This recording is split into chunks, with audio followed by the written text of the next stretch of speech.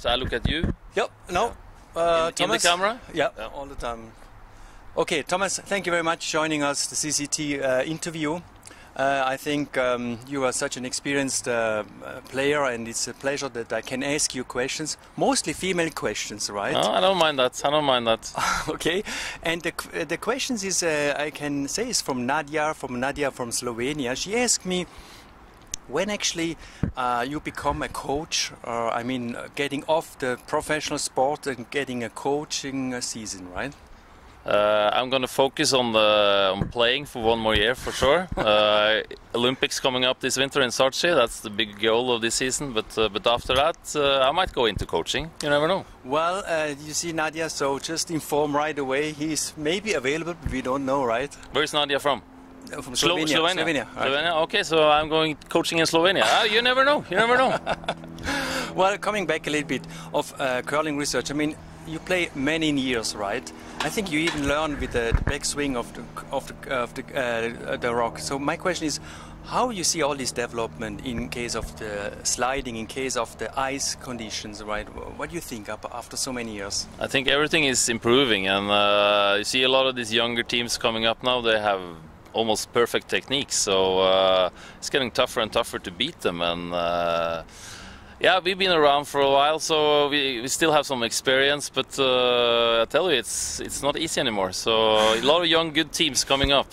Well, actually, your team is very young too, huh? So, yeah, the front end. That's a clue for if you're a skip. If you're an old skip, you get a young front end. Okay, let's say do an average, right? An average, okay. Yeah. And another question is, what ask me is a little bit about a mental coach. Again, 20 years ago, we didn't have this mental coach. Now, what do you think about this development? Yeah, I think curling is a sport where you need to have a mental coach, because curling is, for me, is all about confidence. You know, when you sit in the hack and with your last rock, if you don't have the confidence, you can have the best technique in the world. You're never going to make the shot. So it's all about confidence.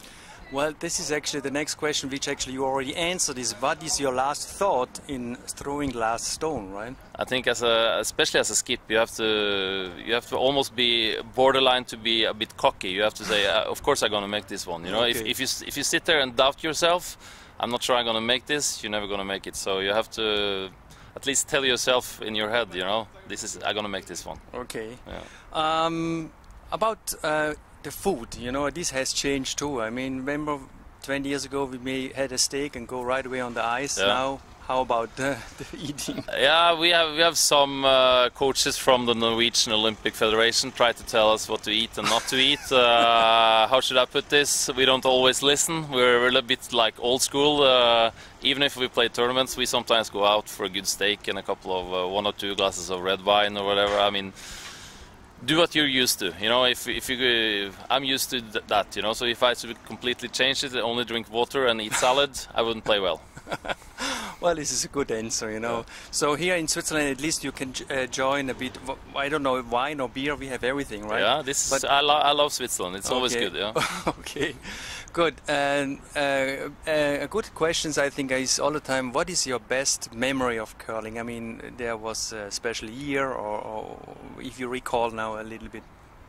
I think actually with this team we have now, we won our first tournament in Lucerne. It used to be a tournament played every year in Lucerne Trophy, and that was actually the first World Curling Tour event we won. Okay. So that was a bit special, and of course for us the Olympics, that was almost 4 years ago now in Vancouver. That was also a really special moment. So.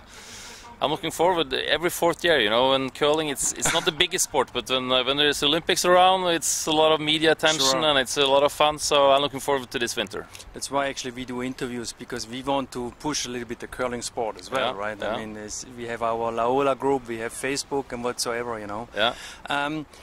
The question I think is in my case important actually was what you can give now as an experienced curling player, what advice you can give to junior teams, because we have seen now, as you said, young teams coming up.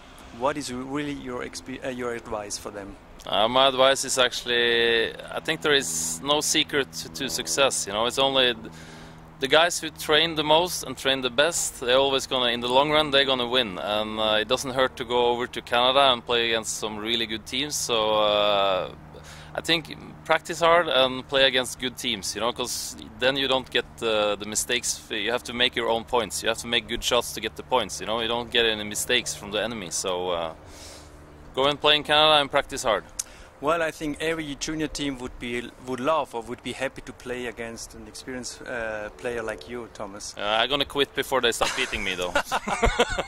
Thomas, thank you very much. It was very nice. Thank you. You will come again in Basel, or you will yeah. go to them? Yeah. Okay, so we will give you some... You're not rid of me yet? No. No, okay. Thank you. Good.